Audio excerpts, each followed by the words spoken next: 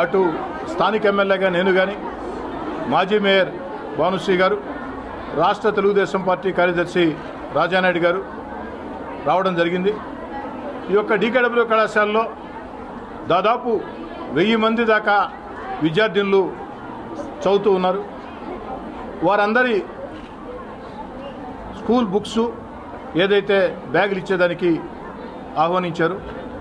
ఈ సందర్భంగా డీకేడబ్ల్యూ కళాశాలలో చదువుకున్న పూర్వ విద్యార్థులందరికీ నేను పిలుపునిస్తూ ఉన్నా.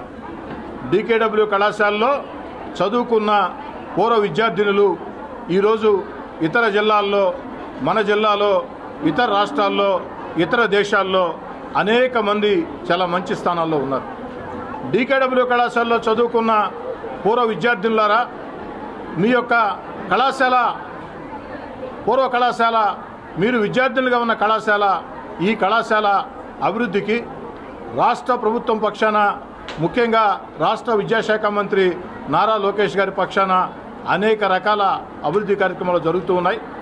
అయితే డీకేడబ్ల్యూ కళాశాలకి పూర్వ వైభవం రావాలంటే ప్రభుత్వ సహకారంతో పాటు, ప్రభుత్వం ఇస్తున్నటువంటి ప్రోత్సాహంతో పాటు ఈ డీకేడబ్ల్యూ కళాశాలలో చదువుకున్నటువంటి పూర్వ విద్యార్థులందరూ కూడా ముందుకు రావాలా. ఇటీవల కాలంలో ఆర్ఐఓ గారు ఒక పిలుపునిస్తే కేవలం 36 రోజుల్లో 8 లక్షల రూపాయలని డీకేడబ్ల్యూ కళాశాలలో చదువుకున్న పూర్వ విద్యార్థులు ఈ యొక్క డీకేడబ్ల్యూ కళాశాల అభివృద్ధికి సహకరించడం జరిగింది.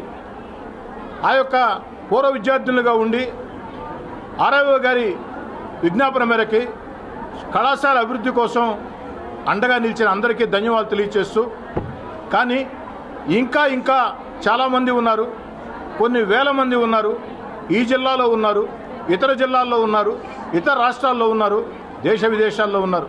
ఎందుకంటే ఈ డీకేడబ్ల్యూ కళాశాలతో నాకున్నటువంటి పరిచయం ఈనాటిది కాదు.